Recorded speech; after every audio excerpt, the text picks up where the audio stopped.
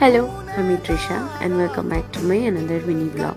শরীরটা খারাপ বলে সেদিনকে অনেকটা বেলা করেই উঠেছিলাম। উঠে চা খেয়ে ব্রেকফাস্ট করে নিয়েছিলাম।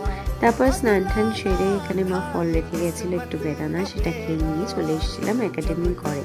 দিয়ে একটা টিউটোরিয়াল ভিডিও শ্যুট করলাম ম্যাচের, সেটা কিন্তু অলরেডি পোস্ট করে নিয়েছি, তোমরা ইউটিউব বা ফেসবুকে পেয়ে যাবে।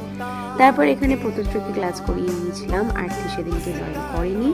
তারপর মাঝখানে একটু খাকড়া ছিল, সেটা খেলাম। খেয়ে দিয়ে এখানে মোহর এসেছিল, মোহরকে ক্লাস করিয়ে এই শাড়িগুলো ফলস পিকো করতে দিয়েছিলাম।